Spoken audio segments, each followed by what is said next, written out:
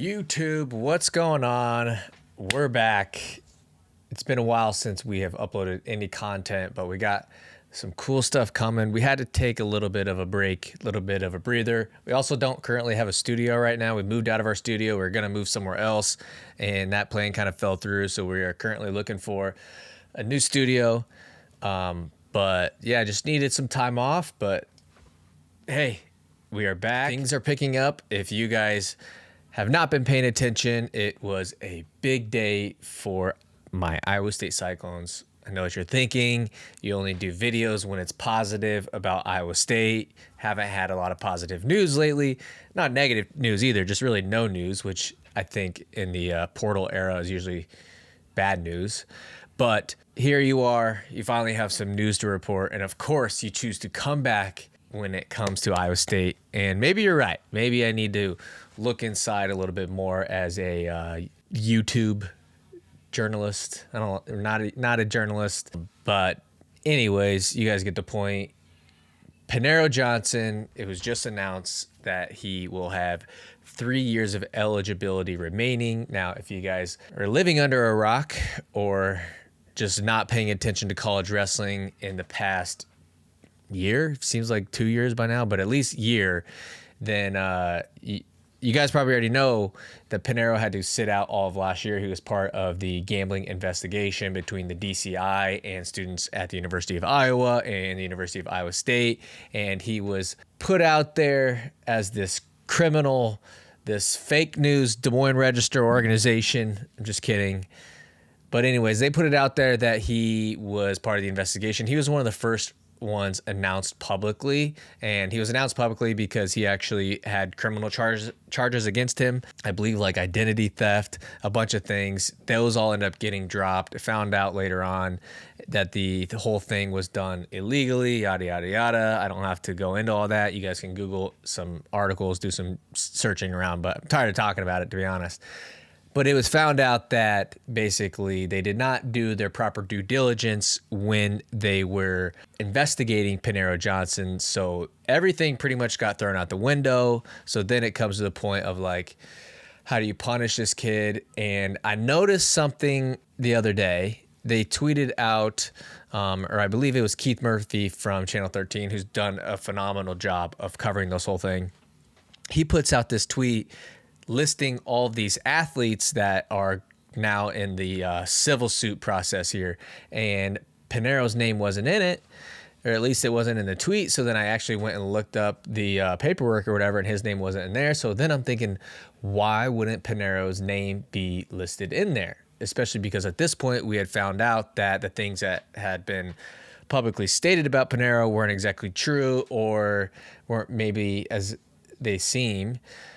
So we know that Panero should be included in the civil suit. Like, why wouldn't you sue or whatever, right? Like, you got money to play for here, or you got money to try and get, I guess. And everybody else is doing it, and his name's not in there. Well, come to find out, Panero had gotten his own attorney, and they started looking through the facts. They started looking through the details, and things maybe were as Panero was saying. Can't go into too many details or whatever, but the fact of the matter is, if you have good legal representation, they can really help you out.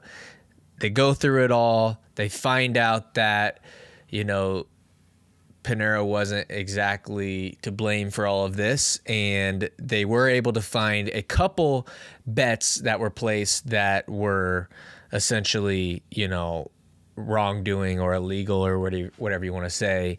And so that's why he does have to sit out for 2 dates next season. However, last year when he sat out, he had a red shirt available, so they can retroactively use that for that reason. I know I saw a tweet that said that, the old rule book was that you can't use red shirt when you have like a punishment or whatever, right? You can't say, well, I redshirted last year, so let's use that. But that's still true. That's still the case. So basically last year is used as a red shirt, but he still has a suspension. His suspension, after the legal team went through all the details, ended up not being what some of the other guys, I believe, at the University of Iowa had, where they had to sit out for a full year. His suspension was more like, I believe Patrick Kennedy was suspended for only a couple meets last year. It's more along those lines. So they were basically able to go from where at one point Panero wasn't ever going to wrestle again in college athletics to, okay, he's going to have to sit out a full year, to now 2 dates. So we won't see him wrestle the first 2 dates next year. But all things considered, I mean, this is just a win for Panero Johnson and a big L, I guess, for the DCI or whoever is responsible for this. And just a big win, a big day for Iowa State Cyclone fans like myself. So happy for Panero. And moving forward, it'll be interesting to see what Iowa State does with their lineup. Of course, you guys know Eligibility announced at the end of last year, at the end of NCAA's, he said that he wanted to go up to 149. Then that, you have Casey there last year, right? All-American, want him in the lineup, but he has a red shirt available. My guess is he red shirts. I don't really know that. I thought he was going to red shirt last year when he was kind of banged up a little bit, but he ended up coming out and wrestling and had a really good year last year. So you got him, who has a red shirt available. Now you have Panero, who no longer has a red shirt available, but he's got 3 years of eligibility left. So we got to figure out a way to get him in the lineup as well. Cody Chittum has a red shirt available. So it'll be really interesting to see what happens. At 165, it's probably going to be Connor Uten, which I like Connor Uten a lot. I was hearing that we were in the mix for some guys for the portal. I believe Terrell Barraclaw was kind of rumored that he was, in the mix for coming to Iowa State. He still hasn't committed anywhere yet, so we'll see. And then I believe Amin had a visit to Iowa State in which he canceled, which I thought was interesting. It seems like David Taylor, we got a lot to catch up on. I haven't even talked about David Taylor on this channel yet, but it seems like David Taylor is using the method where you come on your visit. If you don't commit right there on the spot, the offer's off the table. I don't know if that's true, but I do know that this is now the second recruit for Oklahoma State where they canceled, their last visit. Wyatt Hendrickson, I believe, canceled his last visit that he had scheduled.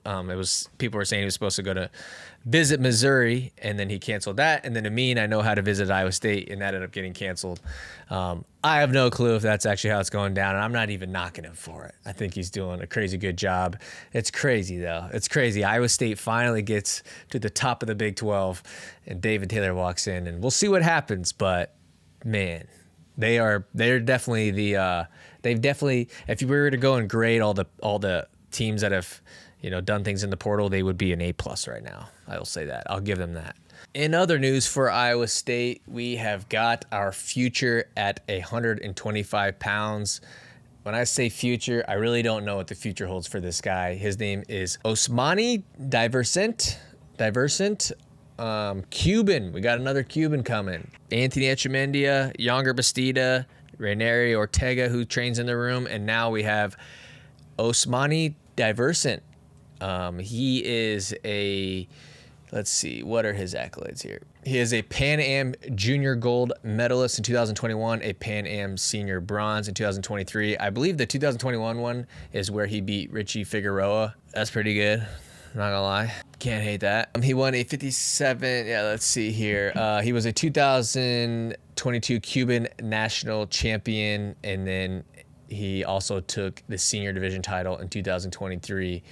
So he is a stud, but we'll see if he can learn folk style pretty fast. I think he's going to have like 4 years of eligibility. Don't know that for sure. I have no idea. But I really don't know much about this guy, to be honest. But yeah, hopefully it works out for Iowa State. Kyson Terrakina will still be around, so who knows? It's going to be interesting competition in the room. We also got California kid. What's his name? Ethan Perryman, who wrestled quite a bit 2 years ago. So we'll see. And then last but not least, the final big board from the Matt Scout, Willie Saylor, was announced, and Iowa State has 6 future Cyclones on the list. At the top of the list, we have number 15, Sora Bartel, 197 pounds. Number 35, Daniel Herrera, 285 pounds. Number 68, Adrian Meza, 133 pounds. Kay Nakdaborn, Cannon Ackland, and Tucker Stangl. So not a bad class, not the number 2 class that we had a couple years ago, but I do like some of these guys. I like all these guys. Some of them I couldn't tell you honestly very much about them, but I do know some of the guys there at the top of the list and the Iowa guys. So we'll see what happens in the future for Iowa State. Just know that I will be keeping you guys updated. Apparently, I only do podcasts when something good happens for Iowa State. Thank you guys so much for watching. Leave a comment down below what you think of the 2024-2025 Iowa State Cyclones.